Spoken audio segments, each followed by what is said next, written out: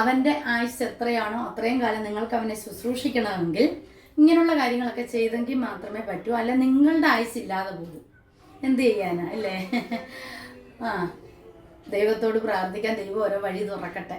അപ്പം ഞങ്ങൾ അവന് വേണ്ടുന്ന എല്ലാ സൗകര്യങ്ങളും ഞങ്ങൾ ഒരുക്കി കൊടുക്കും. അപ്പോൾ എല്ലാവർക്കും വീഡിയോ ഇഷ്ടമായെങ്കിൽ ലൈക്ക് ചെയ്യാനും ഷെയർ ചെയ്യാനും സബ്സ്ക്രൈബ് ചെയ്യാനും മറന്നു പോകരുത്.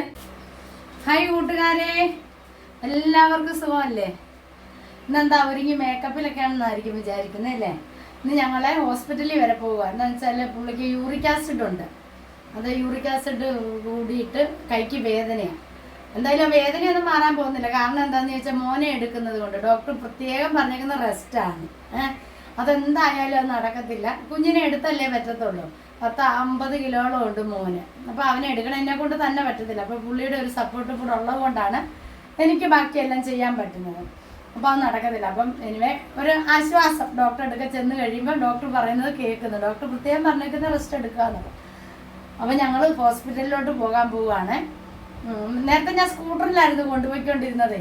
സ്കൂട്ടറിൽ വരത്തില്ല, എന്നുവെച്ചാൽ 3 തവണ ഉരുട്ടിയിട്ടത്. എനിക്ക് നീളക്കുറവാണ്, പുള്ളിക്ക് നല്ല ഹൈറ്റും വെയിറ്റും ഒക്കെ ഉള്ളതാണ്. എൻ്റെ കൂടെ എല്ലായിടം വരുമായിരുന്നു. അപ്പോൾ ഞങ്ങൾ ഹാപ്പി ആയിരുന്നു, എല്ലായിടം പോവുകയും വരികയും എടുക്കുക. എന്ന് വെച്ചാൽ നമുക്ക് പ്രത്യേകിച്ച് ആരുമില്ല കൊണ്ടുപോകാനും വരാനും ഒന്നും. നമ്മൾ തന്നെ പോകുന്നു വരുന്നു, അത്ര തന്നെ.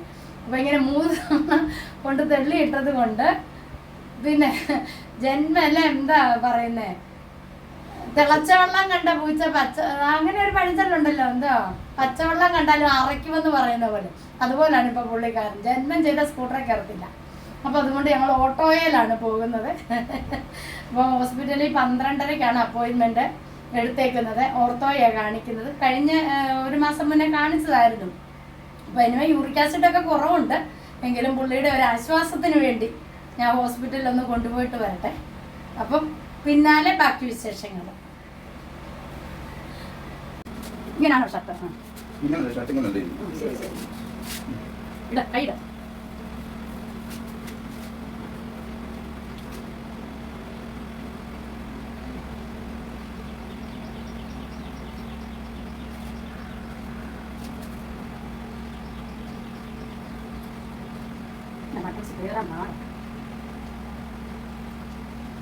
ഇല്ല, കറക്റ്റാണോ നോക്കിയോ?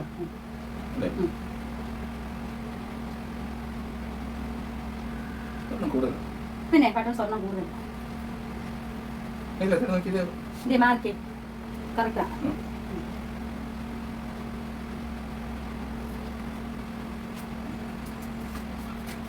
കൈ മടക്കും, ഞാൻ മടക്കി വെക്കാം.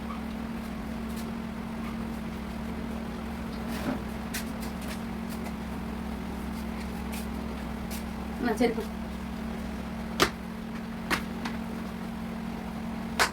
ചെരുപ്പ്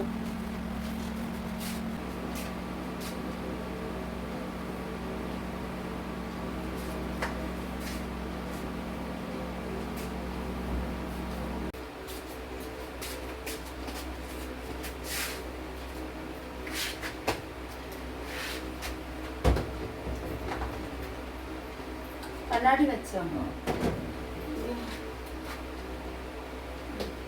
കണ്ണി പീണയുണ്ടല്ലോ, ഉടക്കണ്ടേ?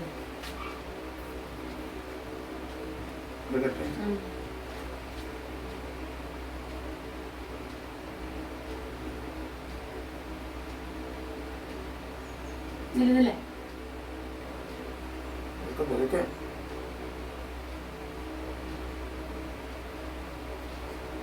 വെച്ചു, കണ്ണാടി വെച്ചു. ഇതില്ല, ഒരു ശകലം കൂടെ.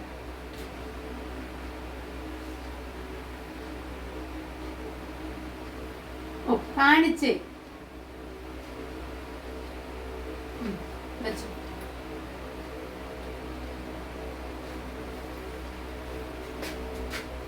സ്പ്രേ അടിച്ചോ?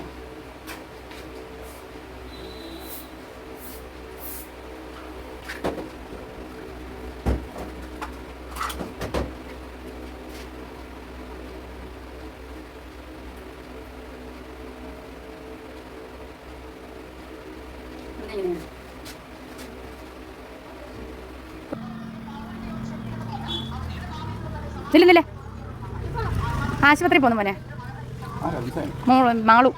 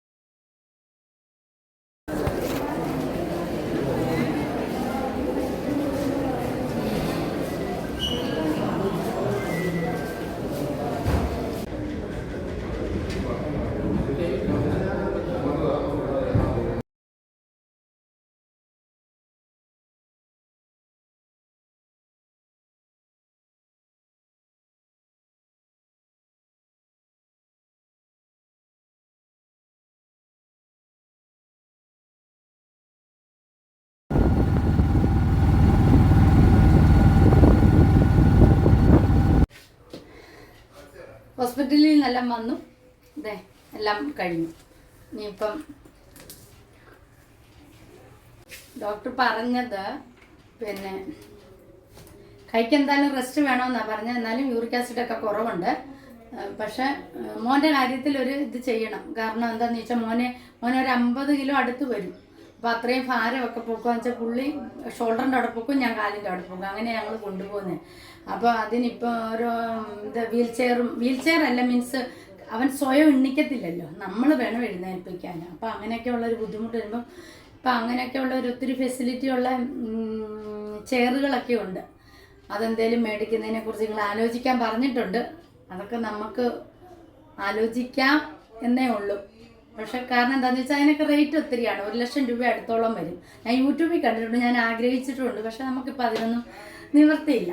അപ്പോൾ പിന്നെ നമ്മളെ കൊണ്ട് പറ്റാവുന്ന അത്രയും നമ്മളങ്ങ് ചെയ്യുകയാണ്. ഡോക്ടർ പറയുന്നത് നിങ്ങൾക്ക് അവൻ്റെ ആയുസ് എത്രയാണോ അത്രയും കാലം നിങ്ങൾക്ക് അവനെ ശുശ്രൂഷിക്കണമെങ്കിൽ ഇങ്ങനെയുള്ള കാര്യങ്ങളൊക്കെ ചെയ്തെങ്കിൽ മാത്രമേ പറ്റൂ. അല്ല നിങ്ങളുടെ ആയുസ് ഇല്ലാതെ പോകും. എന്ത് ചെയ്യാനാ അല്ലേ? ദൈവത്തോട് പ്രാർത്ഥിക്കാൻ, ദൈവം ഓരോ വഴി തുറക്കട്ടെ. അപ്പം ഞങ്ങൾ അവന് വേണ്ടുന്ന എല്ലാ സൗകര്യങ്ങളും ഞങ്ങൾ ഒരുക്കി കൊടുക്കും. അപ്പോൾ എല്ലാവർക്കും വീഡിയോ ഇഷ്ടമായെങ്കിൽ ലൈക്ക് ചെയ്യാനും ഷെയർ ചെയ്യാനും സബ്സ്ക്രൈബ് ചെയ്യാനും മറന്നു പോകരുത്. നിങ്ങളുടെ സപ്പോർട്ട് എനിക്കുണ്ടാവണം. ഇനി അടുത്ത വീഡിയോയുമായി വരുന്നത് വരെയും എല്ലാവർക്കും ടാറ്റ ബൈ ബൈ. ഓക്കെ.